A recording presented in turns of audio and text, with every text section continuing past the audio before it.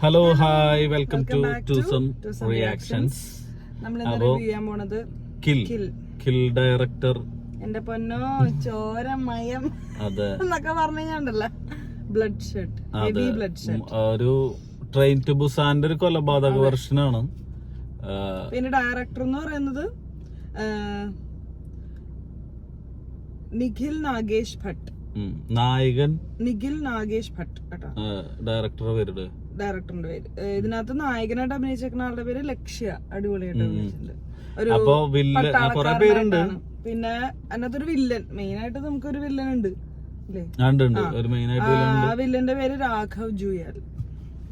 പിന്നെ നായിക ആരാ? ആശിഷ് വിദ്യാർത്ഥിയാണോ ഒരാള് അതിന്റെ ഇടയിൽ വരുന്നുണ്ടായിരുന്ന? നായിക തന്യ. അതെ, ആശിഷ് വിദ്യാർത്ഥി തന്നെ അച്ഛന്റെ ക്യാരക്ടറായിട്ട് വരുന്നത്. ഒരു കൊടൂര രക്തക്കളിയാണ്. മൊത്തത്തിൽ ഭയങ്കര ആക്ഷനാണ്, വയലൻസ് ആണ്. ഒരു ട്രെയിനിന്റെ ഉള്ളില് മോഷ്ടിക്കാൻ കയറുന്ന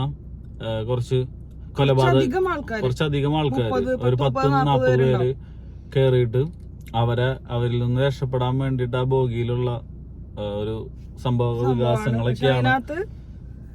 ഒരു ഫാമിലിയും ഒരു രണ്ട് പട്ടാളക്കാരും ഉണ്ട്. അതിനുള്ളില് പട്ടാളക്കാരുണ്ടായതുകൊണ്ടാണ് അവിടെ അങ്ങനെ ഒരു പ്രശ്നം ഉണ്ടായത്. അല്ലാന്നുണ്ടെങ്കിൽ അവരൊരു 30 മിനിറ്റ് കൊണ്ട് മൊത്തം ലൂട്ട് ചെയ്യും. ആ ഒരു ബോഗി അല്ല, ആ ട്രെയിനിലെ മൊത്തം ആൾക്കാരുടെ പണവും സ്വർണവും ഒക്കെ ലൂട്ട് ചെയ്തിട്ട് അടുത്ത സ്റ്റേഷനിൽ ഇറങ്ങാനായിരുന്നു. അങ്ങനെയാണ് ചെയ്യുന്നത്. പക്ഷെ ഇവരുടെ കൂട്ടത്തിലുള്ള ഓരോ പൊട്ടത്തരങ്ങളും അല്ലെങ്കിൽ അവർക്ക് പെട്ടെന്ന് ഉണ്ടാവുന്ന റിയാക്ഷൻസിൽ ഓരോ പ്രശ്നങ്ങളും ഓരോരുത്തരെ കുത്തുന്നതും അങ്ങനെ ഓരോ പ്രശ്നങ്ങളിൽ നിന്നൊക്കെയാണ് ഇത് ഇങ്ങനെ വളർന്നു പോരുന്നത്. എന്നിട്ട് ഒരു സ്റ്റേജ് കഴിയുമ്പോൾ നായകന്റെ ഒരു പക്ക തിരിച്ച് നായകൻ ഒരു വലിയ തകർച്ച അല്ലെങ്കിൽ ഒരു നഷ്ടം സംഭവിച്ചു കഴിഞ്ഞിട്ട് അതിന്റെ നെക്സ്റ്റ് സീൻ തൊട്ട് പിന്നെ വേറെ ലെവലായിട്ടാണ് മുന്നോട്ട് ഇറങ്ങാണ്. അതെ, ഈ ശരിക്കും നമ്മള് കൊറിയൻ സിനിമകളിലൊക്കെ കാണുന്ന അതിഭീകരമായിട്ടുള്ള വയലൻസും പരിപാടികളൊക്കെ കാണാത്തവരുണ്ടെങ്കിൽ അല്ല, ട്രെയിൻ ടു ബുസാൻ എന്ന് പറഞ്ഞിട്ടുള്ള ഒരു സോംബി സിനിമയുടെ അതേ ഒരു പാറ്റേൺ ആണ്. അതായത് കുറച്ച് ക്യാരക്ടേഴ്സ്, അതിലെ മെയിൻ ആയിട്ടുള്ള ക്യാരക്ടർ അവിടെ ആ ട്രെയിനിലേക്ക് എത്താൻ കാണിക്കുന്ന സമയം വരെയുള്ള മാത്രം എക്സ്റ്റീരിയറും വേറെ സീനുകളൊക്കെ ആയിട്ടുണ്ടാവും. ബാക്കി അവിടെ നിന്നിട്ട് പിന്നെ ഫുള്ള് ട്രെയിനിന്റെ അകത്താണ് കാര്യങ്ങള്. ആ ട്രെയിനിന്റെ അകത്ത് സോംബികൾക്ക് പകരം കൊലപാതകികളായിട്ടുള്ള കള്ളന്മാര്, ഇവരായിട്ടുള്ള ഫൈറ്റും പരിപാടികളും ലാസ്റ്റ് എങ്ങനെ ക്ലൈമാക്സിലേക്ക് എടുക്കും എന്നുള്ളതൊക്കെയാണ് സംഭവം. നടനുമാണെങ്കിലും എല്ലാരും. പക്ഷെ എനിക്ക് തോന്നി എന്താ പറയാ, ഇങ്ങനെ തുടക്കം മുതൽ അവസാനം വരെ ഇങ്ങനെ ഓരോരുത്തരായിട്ട് കൊല്ലുന്നു ആയി കഴിഞ്ഞപ്പോ റിപ്പീറ്റേഷൻ ആയ പോലെ എനിക്ക് തോന്നി. കൊറേ ഈ സംഭവങ്ങൾ തന്നെ ഇല്ല, ഇങ്ങനത്തെ ഒരു ജോണർ എന്ന് പറഞ്ഞു കഴിഞ്ഞാൽ ഇത് അടിച്ചു പൊളിച്ച് നമ്മളിങ്ങനെ കണ്ടു തീർക്കാന്നുള്ളതാണ്.